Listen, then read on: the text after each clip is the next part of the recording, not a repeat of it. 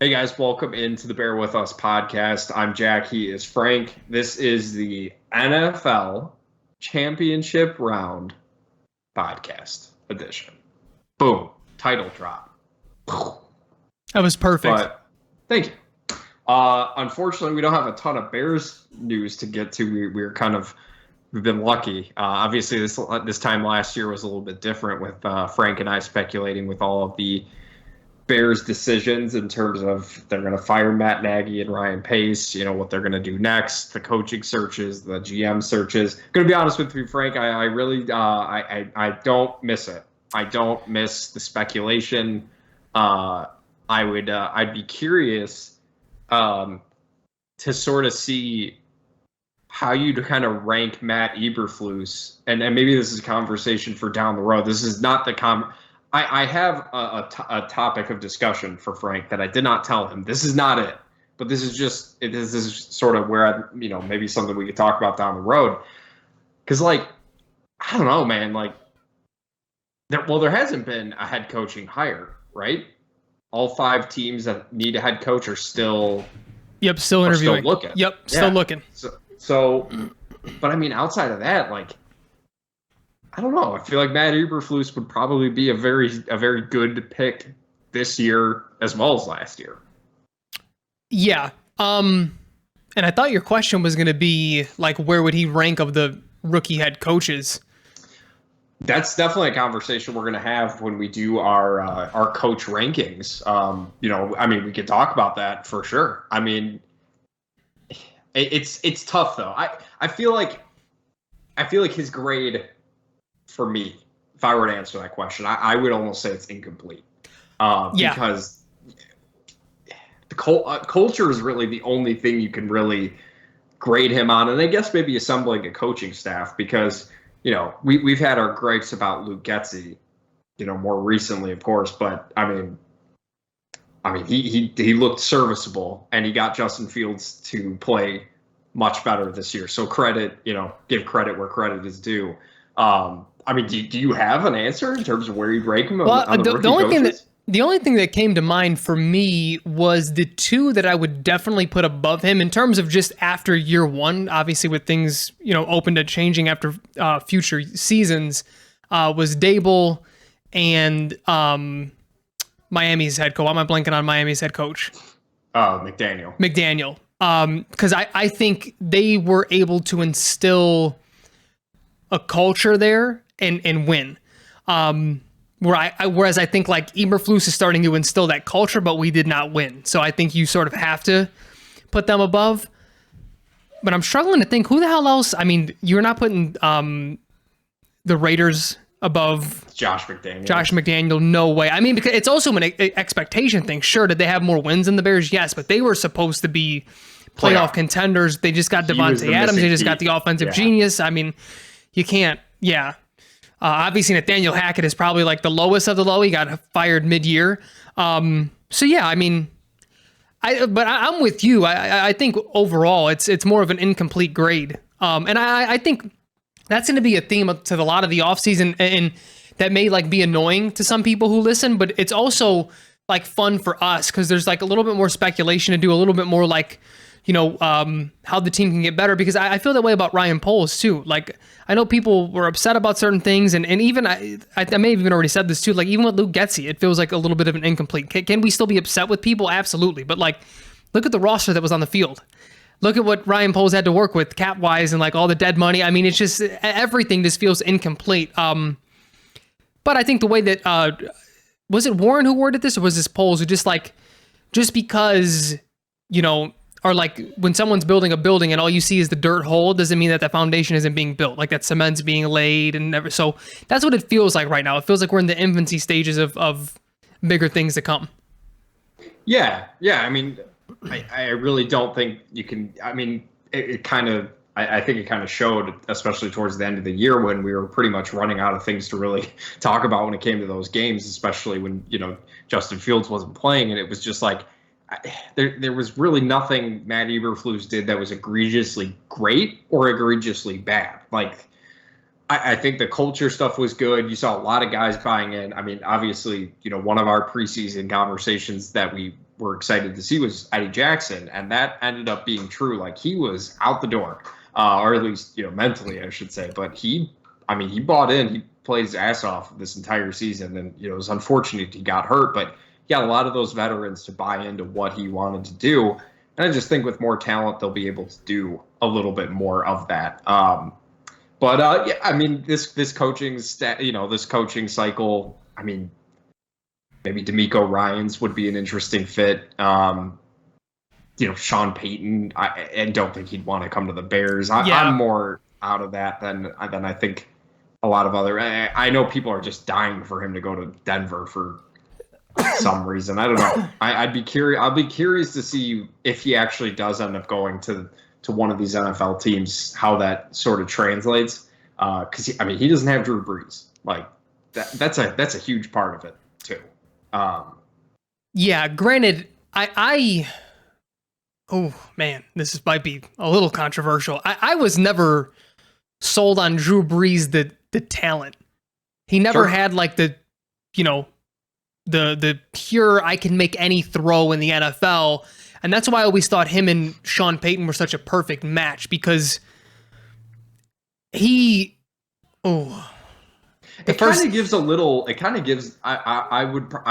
not saying he is better than Drew Brees, but it kind of reminds you a little bit of McDaniel and Tua. That's what I was just going to say, and I didn't want it to come across as harsh, because I think Drew Brees is, even talent-wise and arm strength-wise, like better, but that is what it always sort of gave me, where I don't know if Drew Brees is Drew Brees without Sean Payton. You know what I mean? Like, absolutely. Yeah. Versus, like, I can see Sean Payton working with other quarterbacks. I think his genius, his play calling, his scheming would work elsewhere. I just think he schemed to Drew Brees' strengths. It was always the quick game, a lot of slants, a lot of crossing routes, a lot of timing-based stuff. Very similar to what, the type of offense you saw out of Peyton Manning, but it was Peyton Manning calling the plays and, like, diagnosing things, versus I don't know how much of that was ever given to Drew Brees.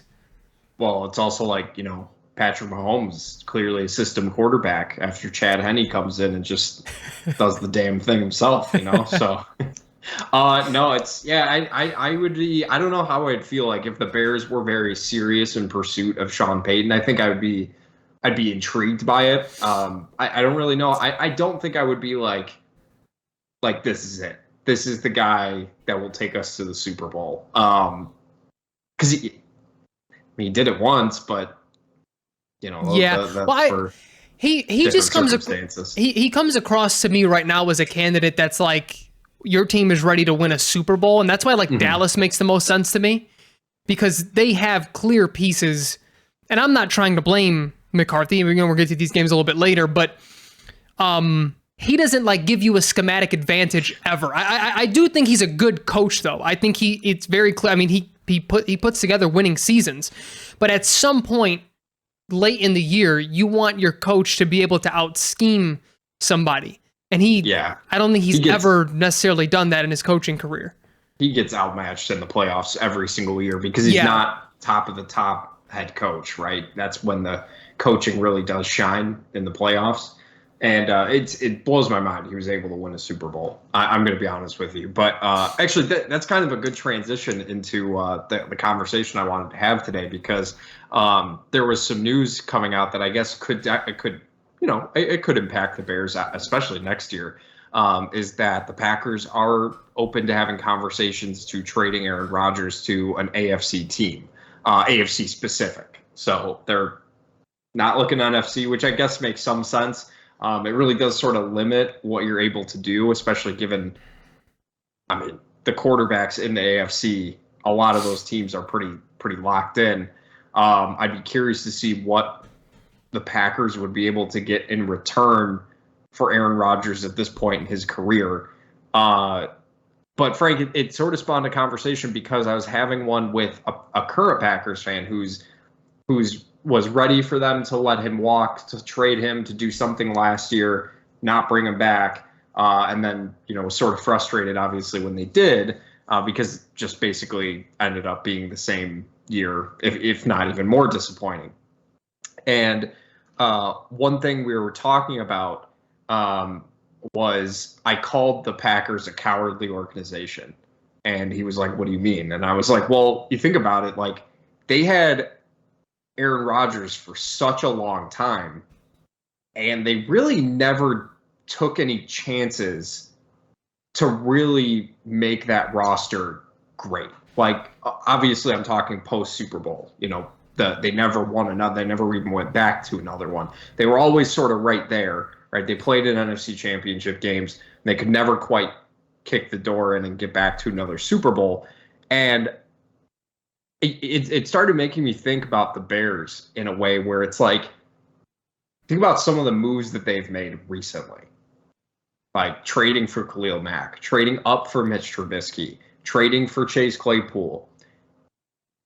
And it made me really realize that I would 100% rather be a team that takes chance, or a fan of a team that takes chances and misses, than just doing the status quo, sticking with it, not making any crazy moves that rock the boat, and just, you know, doing things like that. I think I would rather always be a fan that takes of a team that takes chances.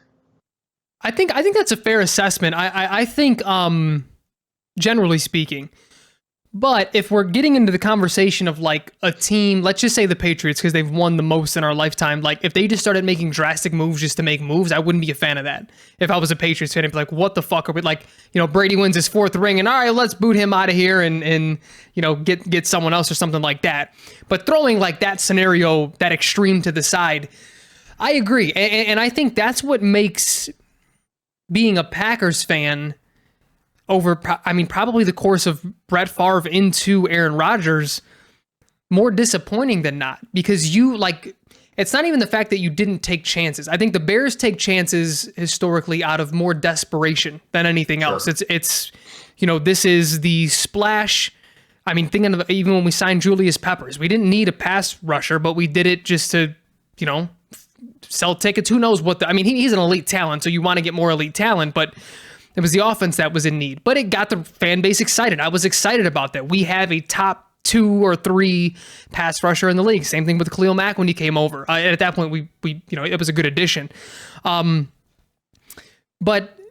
the Packers have back-to-back Hall of Fame talents at quarterback. And I don't know, I guess you can spin it however you want. You know, if you want to talk shit, it's more of like, yeah, like you guys were just scared to really go for it. But then if you want to sort of be on the opposite side of that, it's like, oh, well, we have the best quarterback in the league. We're just going to keep churning it out and like take our chances with that. Like we're going to, you know, buy a lottery ticket every year, make it to the playoffs and hope for the best. I lean more towards the first statement. Because, and it's not that you're like scared to take chances, but it's like, why wouldn't you? Because right. I feel like the risk becomes even more minimal. Let's say you go out and you try to get, I mean, you know, you trade the 2 firsts for Tyreek. So now you have Tyreek and Devontae or just something like that. And let's say Tyreek, you know, gets injured and like for his whole contract or decides to retire or something, just something crazy happens. Who cares? Now your fallback is that, hey, we still have the best quarterback in the league that just won back-to-back MVPs. You know what I mean? Like that's what would have to be so disappointing in those scenarios versus like us, you know, what do we get to lose if you sign Khalil Mack, we make 1 playoff appearance? Well, we still suck. Okay. We've sucked our whole lives. You know what I mean? Like, right. But it's like, I feel like you can't really use that same rationale being a Packers fan of like, well, we've always lost in the NFC Championship. Like, no, that, like, what are we talking? That's not even remotely, you know, the same. So yeah, I think generally speaking, I agree with that. But I feel like there's also an argument to be made where there's like both sides of the argument or both sides of that coin of this scenario don't necessarily have plans. You know what I mean? Like, because if you're the Packers, like how the fuck didn't you surround him with even more talent? I was looking at it in the sense that like you just think over the last few years, and I don't want this to become specifically about the Packers in general. I was just giving my friend shit because, he's at the point that I've been in for the last, 10, 15 years of just wanting Aaron Rodgers to go away. It hasn't happened yet. Maybe this will be it. But it just made me think about, like a team like the Packers who have been in on so many free agents and trades, and they just never seem to pay the price that you have to really make your team one of the best in the league. And I mean, even you think about them trying to trade for Chase Claypool, like a real contender gets that done, right? And it didn't work out, obviously, for the Bears, and we'll see if it does next year. There's still obviously a lot of time for that to pan out. But I'm just saying strictly in the sense that, I mean, the amount of conversations I've had with Packers fans where they're just praying their team trades up even, right? They never trade up to get elite talent. They usually either sit where they are or trade back even. And it's always felt weird to me that, yeah, they're going to be good. They're going to make the playoffs. But teams like the Rams, who just completely fucking sell out to win a Super Bowl, and it works. I mean, like, that's one of the rare examples where it does work out like that. But it just, you really think about it in that context from the Bears. Like, yes, they are desperate, but I would much rather them be desperate and try to do something big, and it, maybe doesn't work out all the time, than just sit there and constantly being like, yeah, it's great that we make the divisional round and the NFC Championship, but like I want to I want my team to do a move that will put us over the top and give us a legit chance. It's like the Bulls. It made me really think about that in 2011, 2012. Obviously, that's a little bit different with the Derrick Rose injury, but like they were just good enough to get to the finals, the Eastern Conference Finals, but you knew they weren't good enough to get past that. And you wanted them to do something big, sign somebody big, trade for somebody big. It's just never really happened. Yeah, no, and again, like that's why I think you think about disappointment, because that's the way I just sort of, thought about the question when you asked it. Like, yeah, I would much rather be the team in this scenario, the Bears, who were a little more aggressive and things like that. Because again, I think it at least gives you hope. And I mean, I think we both know a lot of the same Packers fans throughout different group chats and such, and like there's one that's just, I mean, he's like been checked out for 2-3 years now, and he's like, and like last year he agreed with me, and like they should probably trade Rodgers and maximize the value they can get for him this year after a second MVP. Why wouldn't you? You're going to get 3 firsts and maybe players. I mean, probably whatever the hell you want at that point.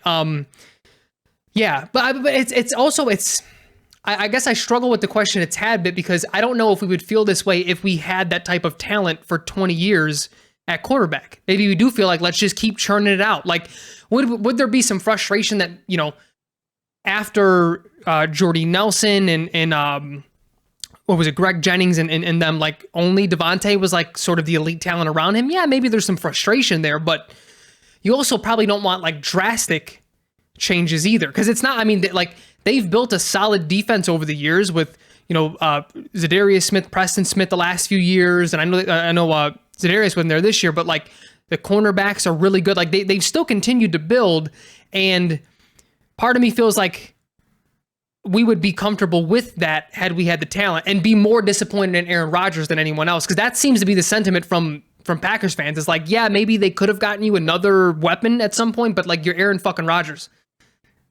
Yeah, but I mean, we kind of all saw the writing on the wall, right? Like, I think everybody outside of the Packers organization kind of saw that this year wasn't going to go much better than last year, just because you bring Aaron Rodgers back. They just didn't do, like, it's just weird that they had a really good offensive line. I know they were hurt for quite a bit, but you also have Aaron Rodgers, but then you're asking him to do a lot when he's 40 years old. Like, I think there's a balance to that. And again, I think you're absolutely right, but I guess not, because I at least have the unique perspective of being, I was a huge Colts fan when Peyton Manning was there. And I felt the same way I do now, where it's like, yeah, they're good, but I want to be better than good. I want to beat the Patriots. I don't want to just keep running it back and letting guys get older. Like, I want to, make some moves, make some changes. You almost have to, because you can't just keep running the same thing out because it's not working. Aaron Rodgers isn't beating Seattle. He's not beating the 49ers. Like, you have to do something different. And listen, I understand the moves did not work, but Ryan Pace, say what you want about him. I will always appreciate that he was aggressive in trying to get good talent on this team. And if he just, if he'd made some better decisions, i.e. drafting, Patrick Mahomes at number 2, like if he traded up from 3 to 2 and drafted Patrick Mahomes, again, who knows if Patrick Mahomes would even be Patrick Mahomes here in Chicago. That's up for debate. But at least, you're giving your franchise a chance to build something. Even if Ryan Pace was the GM of the Packers, right? Let's say they hired, him during Aaron Rodgers' run. Things have been kind of going down a little bit. I think Ryan Pace still makes a lot of those trade ups. I think he would do something like that because he knows that the window, while it's extended, because Aaron Rodgers is Aaron Rodgers, there's a way to make that a little bit more concise, a little bit easier to deal with. Like, you're giving yourself a better window, because it's great if the window's fucking wide open, but if it's going to be too small, like it just doesn't. I don't know. No, I get what you're saying, and again, I think that's why ultimately you would have to be like way more disappointed in a team like the Packers, who have had this elite talent at quarterback and, seemingly like didn't make bigger changes earlier. But again, it's like from our end, the one side being I think we both appreciate Ryan Pace for, doing what he needed to get the guys he liked. They just usually didn't work out, but I can at least appreciate, you put your nuts on the table for it. But it's even that got annoying. Like, as much as I appreciated I don't even know what the right word is. It was just like he continued to move as if we were one piece away from making a Super Bowl, when it's like, it's time to just build depth here and, see what we have, especially once we figured out we didn't, that the quarterback just wasn't the answer. But it's the Packer thing specifically, especially over the last couple of years, became very interesting, because I am just of the philosophy, like, once a team clearly hits a ceiling, I'm ready for drastic change. And they just never were. Granted, it may be my philosophy would probably have to change if, like, Aaron Rodgers was the Bears quarterback for 18 years or whatever, because it's like, like, drastic change to me wouldn't mean making him go. It's like, all right, let's like drastically overhaul the offense. Let's drastically overhaul everything and like make him even stay through a rebuild if necessary. But after last year, not this past season, the year before that, when they lost in the playoffs, it's like, dude, I think the ceiling is hit, man. Yeah. And I think that was where, for me, that was the first time I looked at that organization like, you guys are being a little cowardly here. Where I didn't in the past, I just sort of understood the status quo, because it's Aaron Rodgers. You were a couple of unlucky plays away from making more than that one Super Bowl with the things that happened with Seattle, and the Niners used to normally blow the doors off them, so those were never really close. But I mean, you were talking about just the random shit that can happen in the playoffs. That's like, you can't always necessarily blame on someone. But after last year, that was the year for me where it was like, it's time to blow this thing up, and they didn't. I think they shot themselves in the foot. So again, that sort of adds into my mentality of like, yes, I think I would rather be a fan of a team that's going to take those chances, even if they're a little bit irrational with where your team is, because at least it garners up hope. But then now I also feel like I think with a creative brain now too, because it's just like, I remember we had the conversation like, what would it be like having a Patriots podcast? I feel like we would be bored. I feel like we would not want to do it. Yeah, that's a very, very good question. I mean, what would we talk? I guarantee we'd be pissed. No, but I mean, maybe the last couple of years we would. I just mean like had we had one for like 10 years or like starting when they started winning. Like, what are we going to fucking talk about the nickel competition in training camp? Like, but I feel like it's the same thing. Yeah, you have Brady, you have Belichick. That's my whole point. And it's like they never made like huge shit. Maybe they lost Wes Welker. There's a little bit to talk about, but it was never like, oh, like there's a bunch of content to be had. And I'm thinking the same thing with the Packers. What would we, if we were Packers fans and we had this, the Packer with Us podcast, the Pack with Us podcast, and I mean, what would we? Suck my cock! I'll murder your family. What would we talk about? Like, what does Aaron Rodgers have to do to get over the playoff hump again? I mean, I just feel like there's nothing there versus if we were like a 49ers podcast, we'd be winning more, but we'd have similar conversation. They make moves. We'd be talking about the quarterback battles and should Brock Purdy really be a thing? And a few years ago, was Jimmy G really the guy? Like, there's so much to do, but these like steady organizations like this. So, I mean, that's part of the reason why I say yes, I would rather be a fan of winning or not of a team that's going to make moves and like actually do things. Yeah. It's just wild to me that the Packers only won one Super Bowl with Aaron Rodgers. Like that shouldn't have happened. 2 with back-to-back Hall of Fame quarterbacks. That is a disappointment. I don't care. Like, people will say we're saying that because we're Bears fans. I am not. I would say that about any organization that just had 2 back-to-back. Like, if Andrew Luck played 15 more years and got 1 ring or 0 ring, that's a huge disappointment in the Colts organization. Agreed. And I've had Packers fans tell me that they know like they didn't win enough. Yeah, but there's nothing wrong with that though, because I think those seasons are still fun as a fan. That's not to say like, oh, everything was for naught. I mean, those getting deep into the playoffs will always be the goal for any team, any fan base. But ultimately, when you reflect back, you know those 2 needed to win more or should have won more. And again, now you can dig into why. Was it the quarterback's fault later in the year? Was it management? You can get into the whys, but forget that for right now. Just the overall scope of it is that, yes, they should have won more Super Bowls. And I think that's where the conversation comes in for me, where it's like they didn't do enough to really make those teams contenders, like true contenders. And that's sort of where I'm going. And again, I didn't want to make it necessarily about the Packers, even though that's where the conversation started. I would just say teams in general. So like the kind of like the Steelers almost, where they would do the same thing. Yeah, they would sort of just keep running out the same roster over and over without making any big splashes or changes or anything like that. And it's usually why I'm not a fan of like, when Indianapolis was good and they had Andrew Luck and they would be trading back because Chris Ballard like just loved trading back. He just loved getting play. It's like, dude, that's great to have like depth, but like you gotta have some stars somewhere. And you look at some of the playoff teams this weekend, and obviously, that's a totally the type of teams that I would love to. Like, I'm telling you this right now, Frank.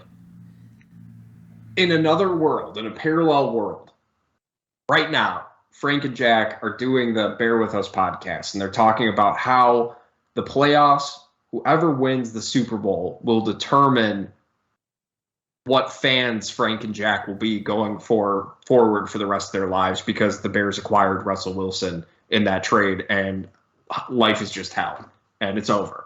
But that's not this universe. Luckily, we're in the good universe where Justin Fields is a thing, and we made it to the correct side.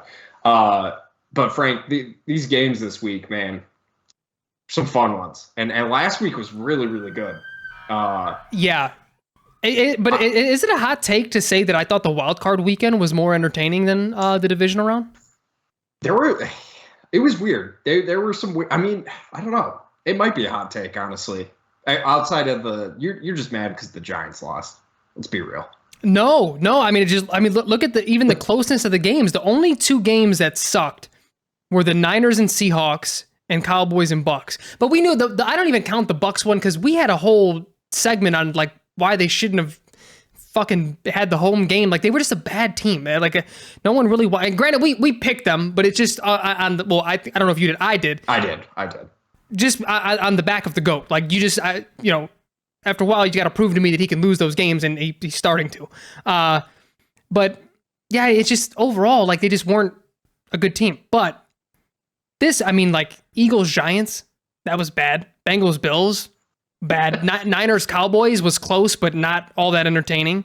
Did you pick Dallas last week? I don't remember. I did. So you went 2-2. I went 3-1. Yes. Got it. You don't want to believe in Brock Purdy. I don't know why. You love your goddamn. Let's talk a little bit about these games, because obviously there's some. We'll start with the obvious one: Jacksonville at Kansas City. Right? Yeah, that game started exactly how I was afraid it would. I picked Jacksonville, and Kansas City's just boom. They're just finding Travis Kelce all over the field, and then the dude drops down onto which. Look back at some of those replays, man. I don't think he was pushed into Patrick Mahomes like I thought he was. It kind of looked like he purposely dropped his body onto his leg. I don't know, Jack. That's a tough one. If he's able to contort his body that way to specifically target the legs, I'm just saying. I'm just saying it doesn't look. At first, I was like, oh, I got pushed into him. But then you watch the replay and you're like, I don't know. But obviously, Patrick Mahomes has the high ankle sprain. He misses part of the game. Like, he's throwing touchdowns on one leg, which is just absolutely incredible. It's ridiculous. But you know what? The Jaguars lost because that's what teams who lose in the playoffs do. They turn the ball over way too much. They made some really, really dumb penalties, dumb mistakes. And you let Chad Henne come off of his fucking wheelchair and drive right down your throat and score a touchdown. Like, that's insane, man. That was absolutely wild. I mean, that game was on its way to being a blowout before Pat got hurt. I mean, it was very clear who the superior team was. And even though I picked the Chiefs, I didn't think it'd be in blowout fashion. I thought they won by 7, even with the healthy Mahomes. I probably thought 10, 13 in that, but they looked like they were on their way to put a 20, beat them by 20. And that Chiefs defense looked, I mean, they held their own when they really needed to. Yeah. But yeah, I mean, it was one of those games that was close on paper, but it never felt like the Jaguars were in it at any point in that game. I will say Trevor Lawrence did have a much better game overall than obviously the week before he wasn't, but he still was making some throws where you're like, come on, man. I mean, he's still making just those young mistakes, but again, that's exactly why, like, the question, what was it last week, or about, like, would you rather, like, make the playoffs? And, like, it becomes so situational, because if Justin Fields, even if he throws 3 picks in a divisional game when we lose, to me, that's such a valuable experience. Like, I think we're going to see Trevor continue to elevate his game next year, because that's the type of, I mean, those are like, that is such elite tape to study. You are playing a playoff team, 2 playoff teams now, that are specifically targeting your weaknesses. That is huge. And it's not to say they don't do that in the regular season, but you're doing it against an elite team. This is an elite team doing this, a team that made the playoffs. This isn't just your the fucking Titans doing it to you. This is the Chiefs. You know what I mean? Like, yeah. So I think this was great for him. Too. He was. Yeah, he was. I mean, he has shown. I mean, I said this his rookie year though. Even with the bullshit with Urban Meyer, like, he had shown so much just on film. Forget the stats. That it was like, if you're down on him after that year, that was ridiculous. He's so talented. But yeah, I mean, that was an okay game.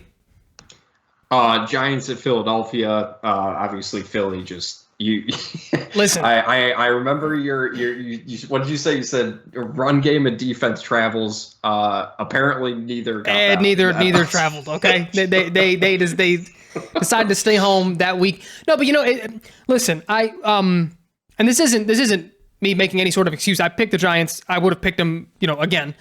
But even in picking them, and I never thought they'd get blown out for a third time by this team. That was part of my rationale. Was like. They lost twice, and it's like you had to have learned something to keep this game close. Your defense has looked very good at the latter part of the season. I would have never guessed you're losing by 31. That's fucking crazy. That your rationale was solid. I will give you that. I definitely wasn't watching that game being like, God damn, Frank doesn't know what he's talking about. He doesn't know football, but like, it just shows you how dangerous that Eagles team really is when Jalen Hurts is what did he say? He said he's like 80% healthy. Yeah. Like, damn. Well, and man, that was. Oh, go ahead. No, I was just gonna say if that's 80%. Yeah. Out. And that was the thing. I said going into that game, and it was never to make comparisons because Jalen Hurts is a better quarterback than Daniel Jones, but he still has a little bit of proving to do after last playoffs. And I think he's just another example of that playoff experience mattering. Even if it's you getting the fucking doors blown off of you, like that matters for a young quarterback. And holy shit, did he just seem so much more composed this go around. I was extremely, extremely impressed with him. He, they're a really fucking good team, Jack. And the thing that's for me that is encouraging is that he reminds me a lot of Justin Fields. I think Fields is probably a tick or two more athletic, but even just the arm talent, like what they can do extending plays, like it's almost a hope into the future of like, if we can get some of these weapons in an offensive line like this, I mean, I can see Justin performing, in a very similar manner. I'm just laughing because, if we can just get every single one of the Eagles players, Justin Fields would be in a good spot. Yeah, that would help. I mean, geez, like, dude, it makes you really realize how far away you are. And listen, I know Braxton Jones is getting recognition on the all-rookie team and things like that, and that's great. That's awesome. But I'm not going to sit here and pretend like he's your future anchor at left tackle when he's getting bull rushed very easily at the end of the year, where you'd almost be like you'd expect him to play a little bit better against things like that. But it really makes you realize just how far away the Bears truly are from being that type of team. And that's offense and defense. But you look at sort of how the Eagles built their team. I mean, obviously they have crazy good pass rushers. They have a great offensive line. That's where Ryan Poles wants to build this team. He wants to build it inside out. And I think that's really what we'll see this upcoming offseason. I just don't know how the Eagles fucking just fell into not only Devontae Smith but also AJ Brown. Like that's crazy, man. I mean, that's absolutely insane. They fell into Jalen Hurts too. He was a second-round pick. If you remember, Frank, Jalen Hurts was a guy you and I were talking about the Bears drafting. Yeah, we were. If you remember, that was one of the guys where we were kind of like, I wouldn't mind them getting Jalen Hurts, maybe in like the second round. And I don't remember exactly what happened with that. That obviously did not happen. Because I think it was the year 2020, right? The 2020 draft. Yes. And that obviously, I don't think they could have, because I don't think they had any fucking picks.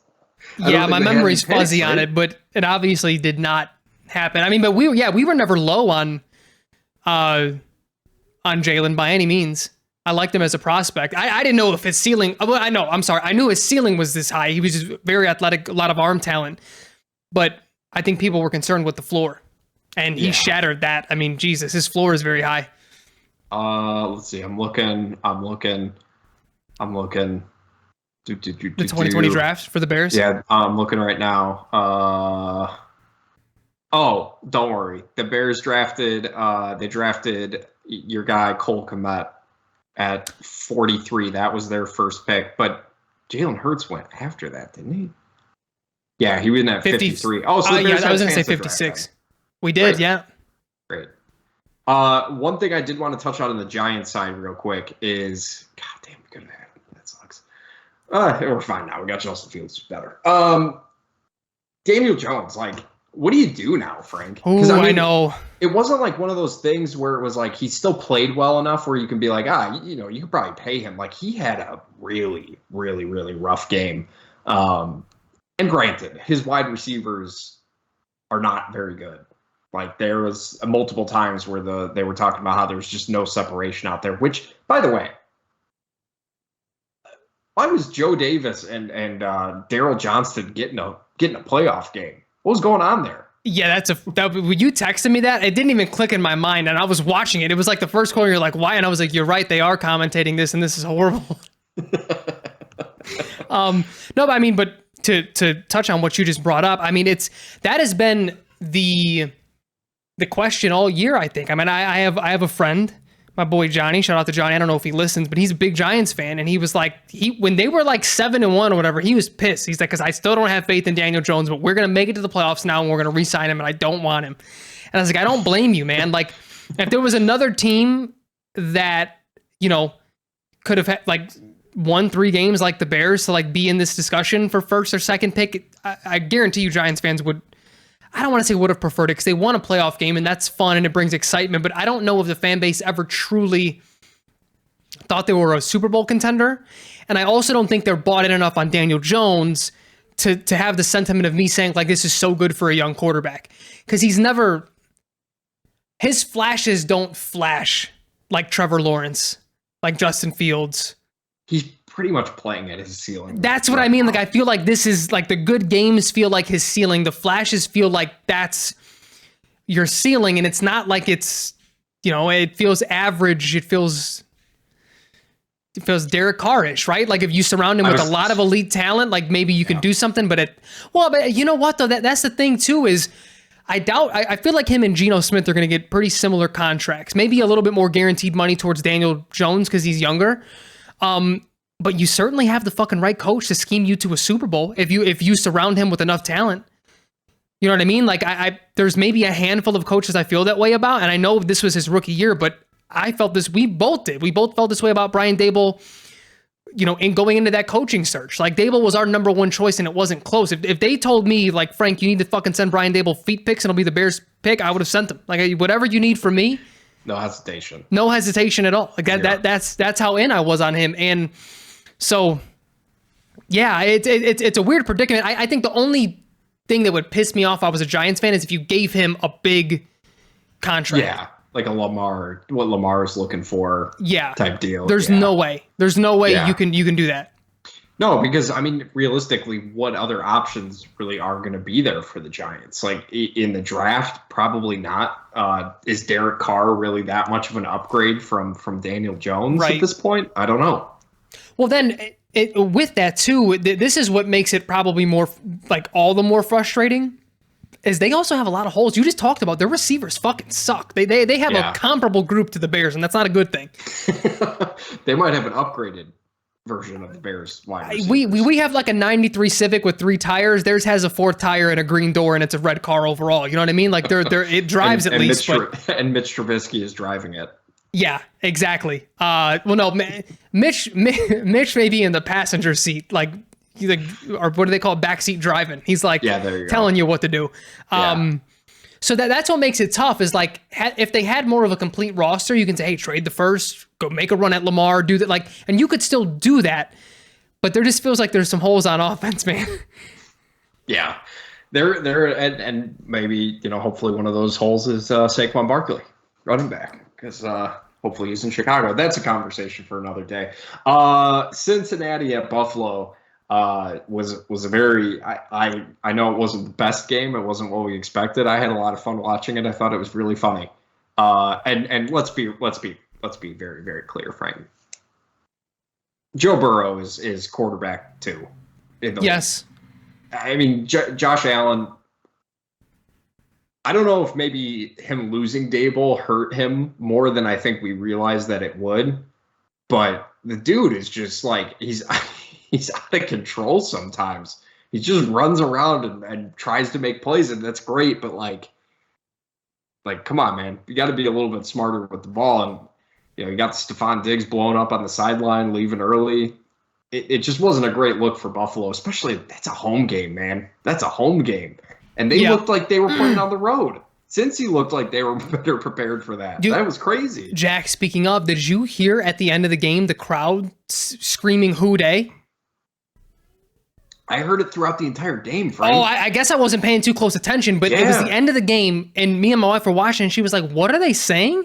And I was like, oh, let me turn it up a little bit. And it was like, oh, they're saying who. It didn't even click to me that this was a road game for them.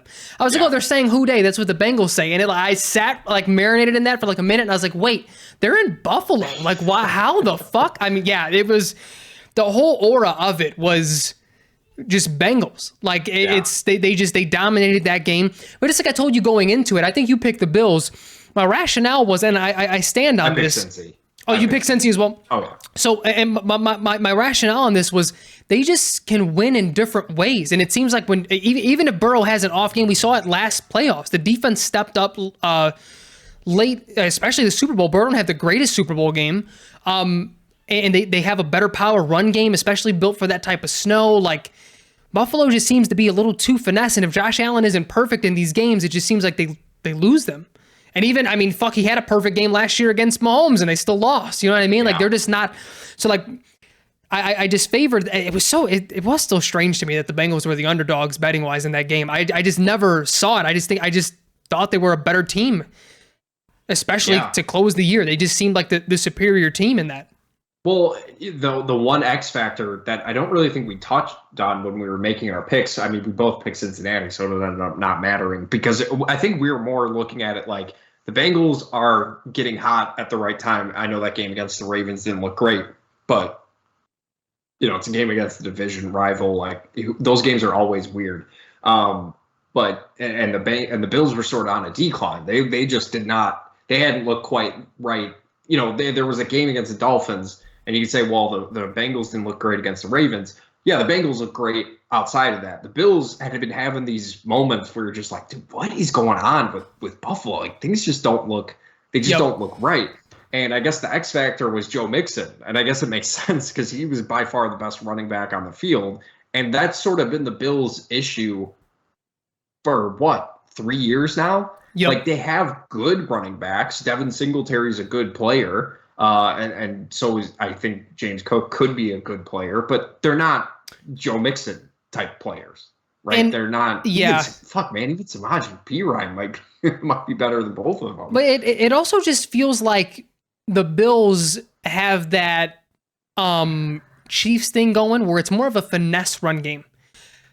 But the Chiefs are able to sort of supersede that because they have Patrick Mahomes and I know going into the year, people were sort of 1A, 1B. I don't know if I ever was quite there with Josh Allen. He was certainly my number 2, but maybe like an enter button between 1 and 2. You know what I mean? Like between Mahomes and Josh, just because he gets a little inconsistent at times. But I feel like you have to run more of a power running offense with him at the helm. And it's not to take away anything from him, but I think that sets up his strengths more than just dropping back 45 times a game every single game. Like, I would like to see them with more 2 tight end sets. I would like to see them, and I don't know if it's a personnel thing or a scheme thing. It seems to me more like a scheme thing.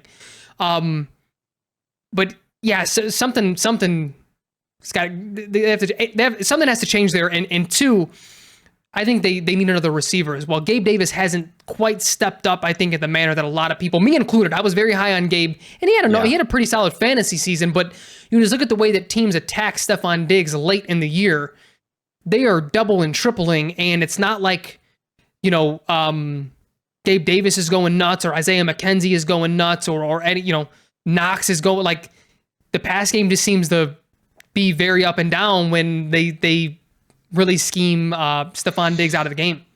Yeah, and I mean, honestly, in retrospective, it's kind of interesting that at the beginning of the year, because I think I also had Josh Allen as like number 2. It's kind of interesting if you think about it. It's like why wasn't Joe Burrow number 2 already? When you think about sort of the success he had in college, but also carried over into the NFL. I mean, fuck, man, he made the Super Bowl in like what was it, year 2, year 1? No, not year 1. Year 2, because he was hurt. Year 2. They make it to, obviously it helps having Jamar Chase and T. Higgins and Tyler Boyd and all those, really, really good weapons. But, Josh Allen, like, he kind of reminds me a little bit of like Jay Cutler. I was going to say that. A much, much more consistent, talented Jay Cutler. I don't think I would argue with that. But he, even like Brett Favre to a certain degree too, they just like, he takes chances, and like it kind of goes to what I was saying a little bit earlier. Like, I'm not mad at quarterbacks who take chances, especially when you're as good as they are. But yeah, he does kind of remind me a little bit of Jay Cutler.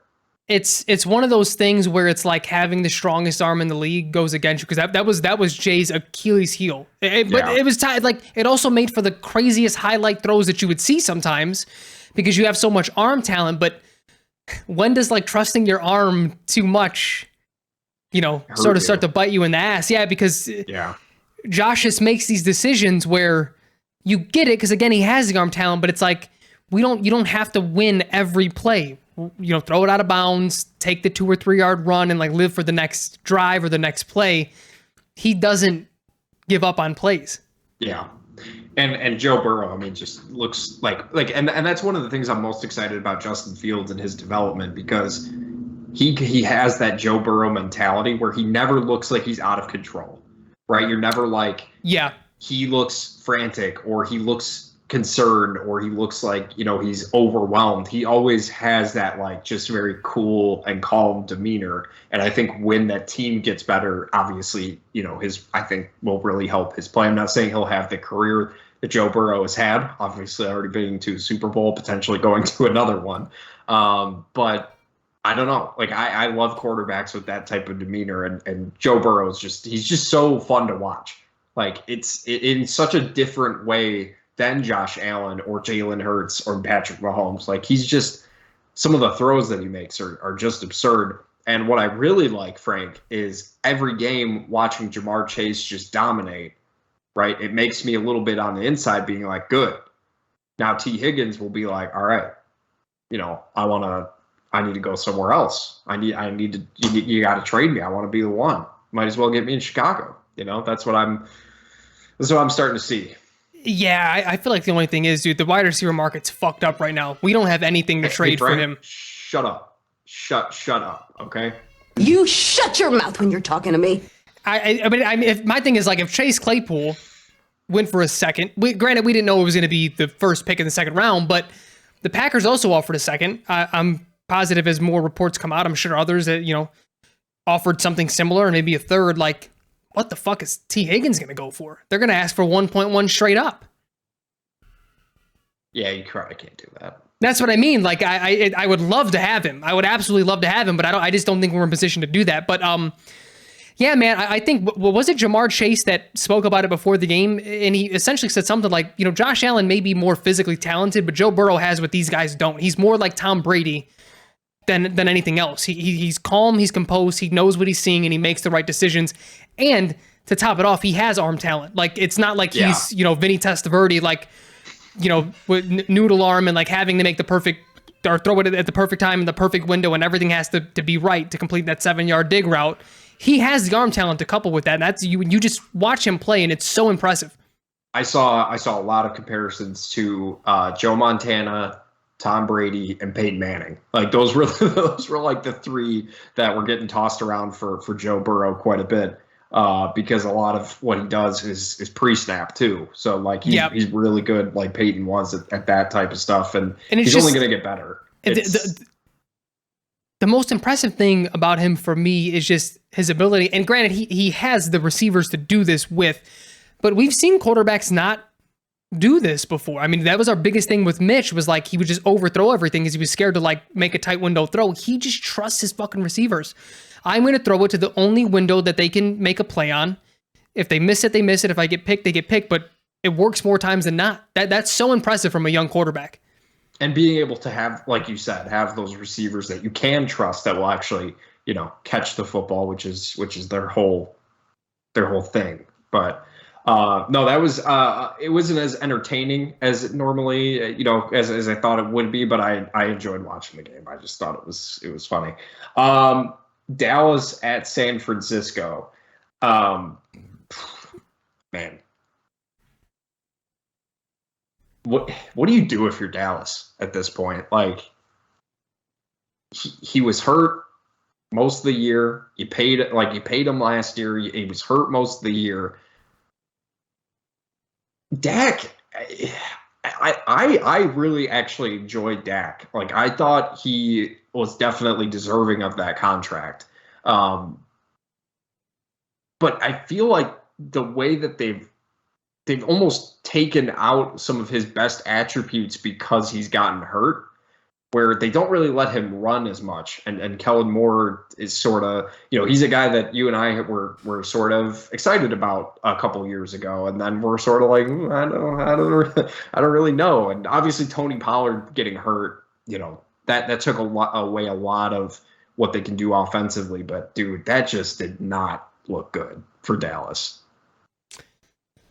Yeah, it's tough to say, to be honest, because they have offensive weapons. They can maybe use another receiver opposite of CeeDee Lamb.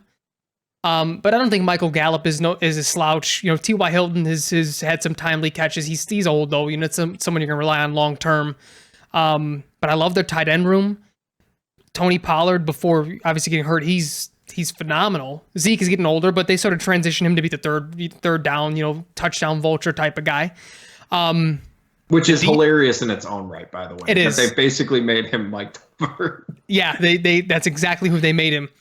And again, the defense showed up. You limit the Niners to 19 points, and it's like, to isolate it to this game, it felt to me like the Cowboys lost the game more than the Niners won it. If you take away those turnovers by Dak, those, like, it's not to take anything away from the Niners defense. They took advantage of, but those were awful throws. Yeah. Those weren't, that wasn't like that corner made a fucking great read, diving interception, like you just tip your hat. Those were really bad throws.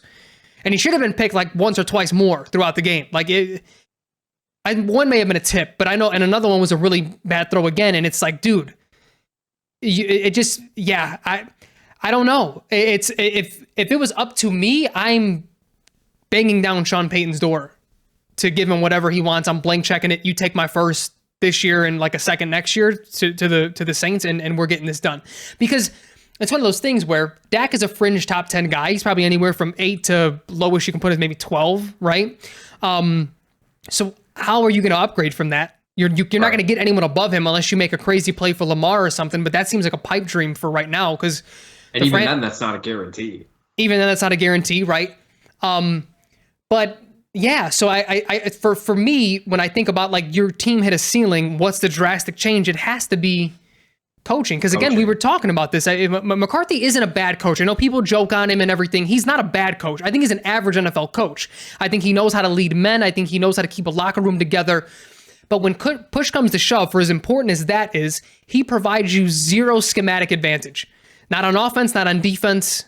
Special teams is sort of minute, but he certainly didn't help Brett Mayer. And his in-game decisions are just and the in-game, the clock management is some of the worst in the league from him. It's been that way since Green Bay. Last year, think about it, go break back to last year where Dak is sliding in the middle of the field. Yeah. What are we doing? Yeah, I forgot about that, the quarterback draw. But that would be my play. And the play at the end of the play at the end of the game. Oh, I know. Oh my God. Like, why don't you just go for a Hail Mary right there? Dak has the arm to do that. What were they at, the 45 or something? Why was Zeke snapping the ball? Well, that's the whole, yeah. I'm still not quite sure I understand like what they were trying to do. I don't think Did they not think the 49ers were going to rush? Did they think they were all just going to drop back and let Dak run around a little bit? Why would they? I didn't get that. I didn't understand that. I really didn't either. But even like for what the play was, maybe you just like throw them off and it's like everyone goes for a Hail Mary for a better opportunity to catch the ball in the end zone. It was like a hook and ladder or a hook and ladder. Like it was bad.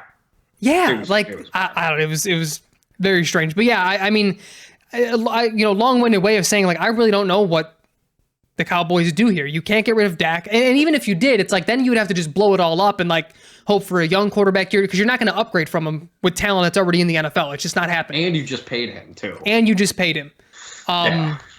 So I'll be interested to see, but they have been more of a status quo organization than probably even Green Bay. I was going to say they're not going to make change. They're not going to get Sean Payton. I don't know who. I haven't seen really a ton of Cowboys fans like saying that. I'm sure there are a few, but to me, Jerry Jones isn't going to move on from Mike McCarthy. He's almost like Jerry Reinsdorf, where he's just like loyal to. Think about how long Jason Garrett lasted. Like, and you're going to tell me that they're going to get rid of Mike McCarthy for Sean Payton? Like, I just don't see that happening. I really, really don't.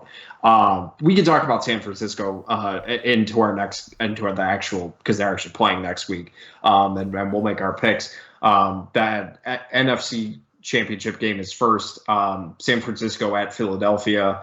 Man, San Francisco, this like late season run that they've made, what is it now, 11, 12 games in a row? Something like that, yeah. And George Kittle, like, where was this George Kittle in the fucking fantasy season before I traded him? What is he doing? Like the catches that one catch where he's running down the field and Brock Purdy definitely overthrew him, but he tips it to himself basically.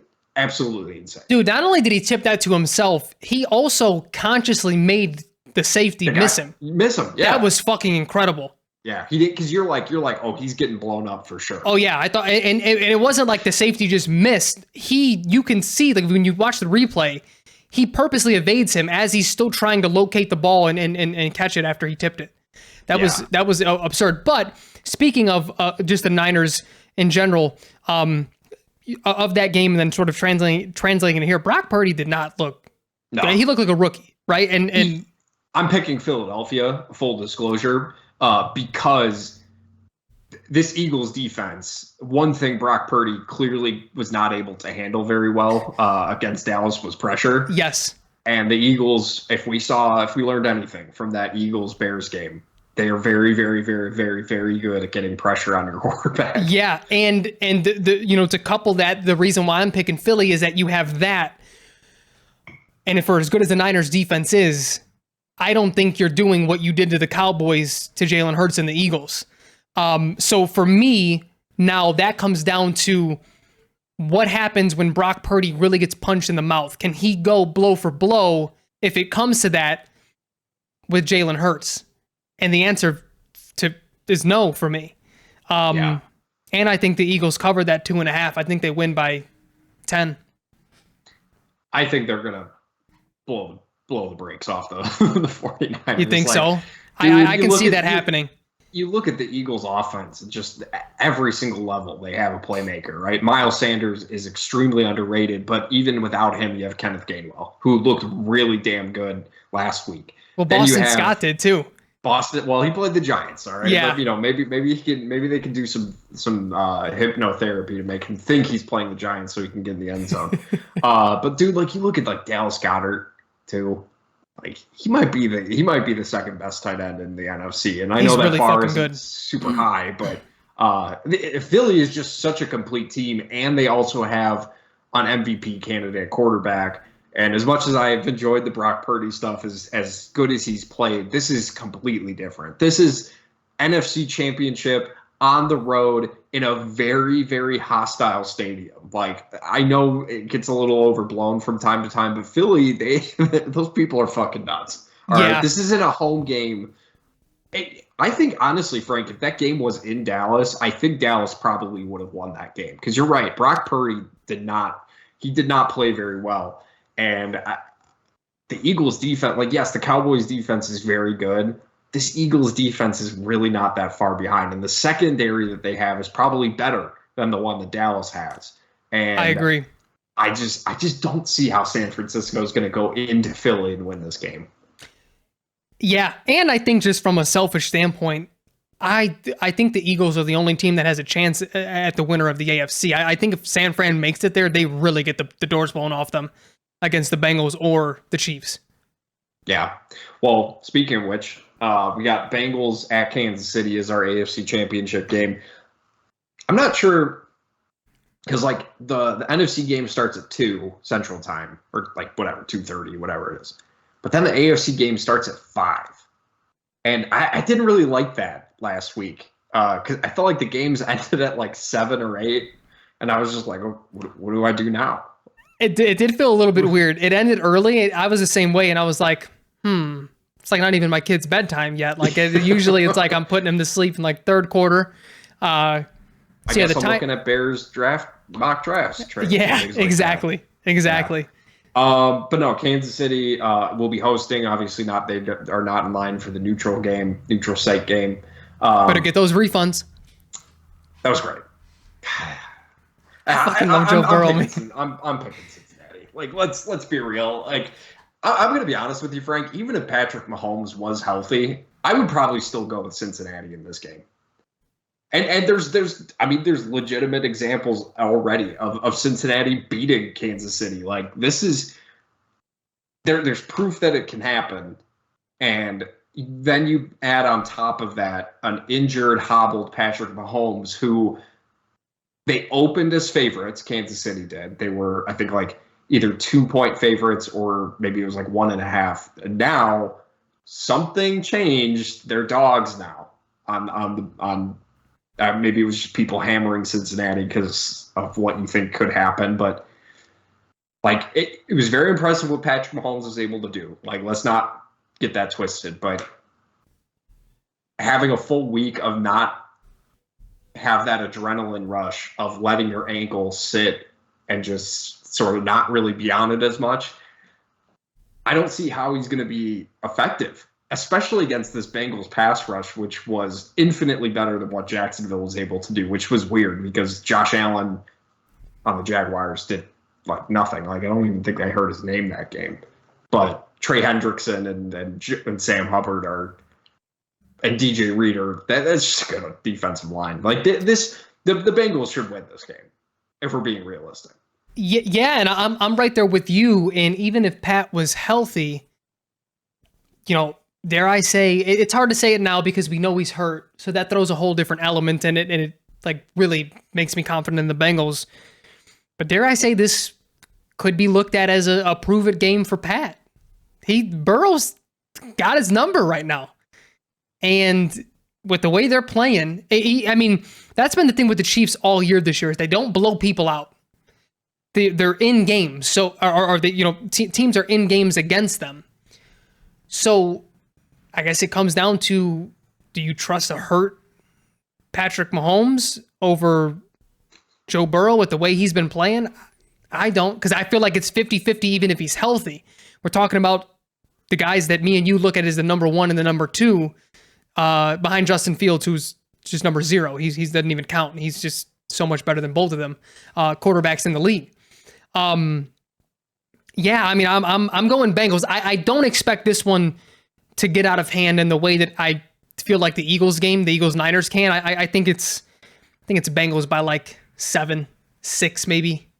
I think it really depends on how effective Patrick Mahomes is going to be. It could be a blowout, if I'm being honest with you. It could happen. I don't think it will. I don't think it will either.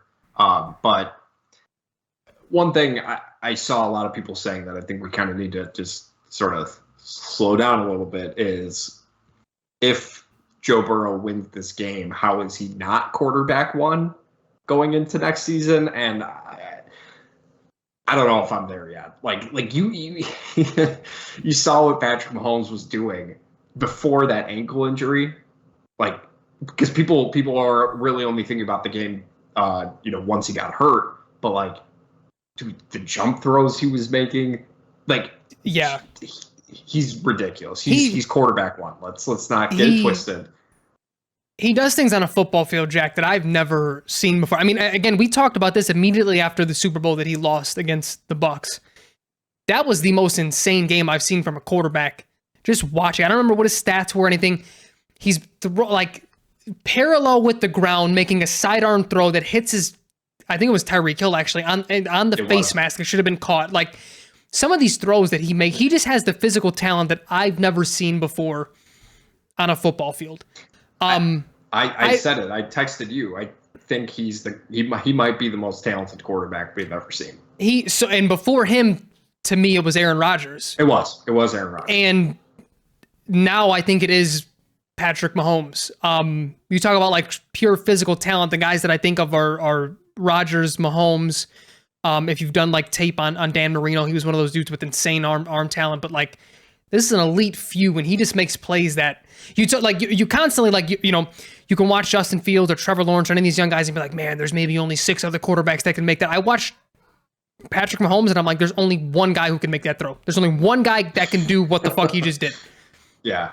Well, because you throw in the mobility aspect to it. Like, and let's not, Joe Burrow can run, right? He's definitely a mobile guy, but he's not Patrick Mahomes level of mobility. And I'm not even talking about gaining positive yards with your, I'm talking about like just making things happen outside of the pocket. It's some incredible stuff. So I'm not ready to say that regardless of what happens. That being said, though, Cincy should absolutely win this game. They really, really should. Apparently, their fans just travel really fucking well. Yeah, they do. I was thinking the same thing. It was like early in the game, the first touchdown that he threw to Jamar Chase, and everybody's there. I'm like, what are they chanting? I'm like, that who day? I was like, oh shit, okay, all right. Yeah, that was incredible. But I mean, I can forecast a scenario in which Joe Burrow can be looked at as the QB1. I don't think, again, I think Pat, even a hurt Pat, is too good to get blown out in this game. But if the Bengals win this one, and then he puts on a show against Philly, that's tough to say you're not. I mean, it may I thought the 1A, 1B thing last year with Josh Allen and Mahomes was a bit of a stretch, just because the way the Bills ended that year prior to the really good game he had against the Chiefs, it still just felt like, I don't know if I have much faith in them late. But goddamn, that would be like a true. I mean, we may be lining, and this is what kind of sucks that they're in the same conference, because this feels like Tom Brady and Peyton Manning, where it's like we're never gonna see these guys in a Super Bowl against each other, and that fucking sucks. I was just gonna say it's Brady Manning again. Josh Allen will be Ben Roethlisberger, who, when those two don't make it, he probably will. And then you have Justin Herbert out in LA being Phillip Rivers again, who will make the playoffs and never win the big games. And then you have Trevor Lawrence, who I don't know who that comp will be. Drew Brees, maybe, who Joe sneaks Flacco. one in. No, Joe Flacco. No, or Big Ben. Well, that's what I'm saying. I'm saying that's Josh Allen. I must have missed that. I don't know if Josh can win two of them. No, I'm not saying that he'll win. I'm just saying he'd be like that third guy, like sort of distant third. You remember there was that graphic where it was like AFC quarterbacks in the Super Bowl since 2001, and it was just Brady, Peyton, and Ben. And those were and then Joe Flacco would be thrown in there in 2012, and it was just a ridiculous run of just four of the same fucking quarterbacks. Yeah. And the NFC just had a million of them. They did. The AFC was kind of always better than the NFC throughout our lives, or at least more top heavy. Yeah, well, that's kind of what it is now, isn't it? Yeah. Trevor Lawrence may have the Jaguars in contention for some years, man. I like what I see out of him. I do too. And again, I think obviously the very obvious comp, and we've talked about this, I know for sure. The obvious comp for Justin Fields is Jalen Hurts and his progression.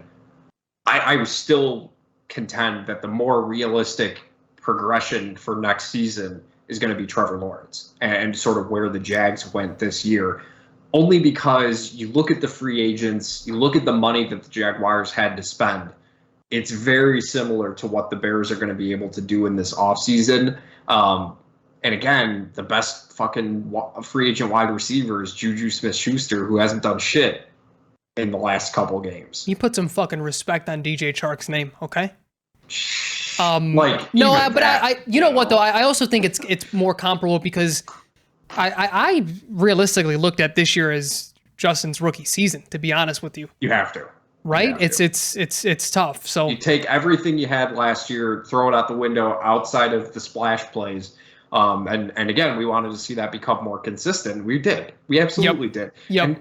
And God, I hate this fucking narrative that's been built around him as he can't throw. It's just I know it's jokes and shit like that, and it's people trolling on Twitter, but the fact that some people genuinely believe that, I understand you didn't watch every single Bears game like you and I did. That's fine. But if you haven't, go fucking watch some fucking highlight. Yeah, what more? Yeah, it's one of those things where I think people, we've spoken on this too. I don't know if it was on the pod, but people misconstrue where he is mechanically versus his stats. Like, I'm not concerned about his stats because he had nothing around him. Like, you look at him throw the football, he is accurate. Is he inconsistent? Yes, because he's in his second year. That the Trevor Lawrence still looks inconsistent. Like, but look at his footwork, his improvement there, his deep ball ability, just his throwing motion in general has always been good. Like, nothing about him screams like Tim Tebow, I can't throw the ball. He has Frank, let me ask you a question. Jalen Hurts went 16 of 24 for 154 yards and 2 touchdowns. Is he bad? Yes. Is he a bad quarterback? Can he not throw? Well, no, he's a running back. God. But that's what I mean. Like, when we watched that game and we saw the plays that he made, if you forget that, and I'm not saying this is you, I know you're being facetious, but if anyone were to look at that game and say this guy is not a good quarterback, you'd be nuts. But that was comparable to what, some of the really good games that Justin Fields had. You made the plays that you needed to. You made the plays that the offense asked of you. And it just so happens that it was under 200 yards passing that day with a couple touchdowns. It is what it is. But like, I mean, that to me is why like watching tape and watching games is so much more important than just looking at a box score. Because Zach Wilson had a 300-yard game this year, and he looked like dog shit. Like it looked awful. It's only going to get worse. It's only going to get worse, Frank. I can already promise you that. Yep. But this should be a very, very good week of football. We're kind of counting down the last few weeks of the season here before we get to the Super Bowl. We'll see if any. Again, I don't think any trades will really happen until we get to the pro days and stuff like that. Maybe even the draft. The night of the draft is when the Bears might really need to trade back, because you still got. There's some players out there. I saw an article earlier that Rodgers was linked to the Colts, and I was like, "What do you mean?" Wait. And I looked, and it was basically just saying the Colts made sense because they have cap space. But listen, it's not going to happen. All right. Jim Irsay has already said he doesn't want older quarterbacks anymore, and Rodgers looked like shit last year. Can we just say it, Frank? Can we just talk about it? Maybe we'll talk about it next week. Maybe you will. But hey, listen. Aaron Rodgers likes a little micro dosing every now and then, Colts owner Jim Irsay likes a little bit of cocaine. Get them on an island for a weekend. He may be a Colt by the end of that, He could be. He could be. Well, he should have been a couple years ago, but they didn't want to do it. They wanted Carson Wentz and Matt Ryan, and that's worked out just so well for them. Anyways. This has been the Bear With Us podcast. I'm Jack. He's Frank. We will talk to you guys next week. We appreciate you listening as always. Later, Jackie. Later, everybody. Everybody love everybody!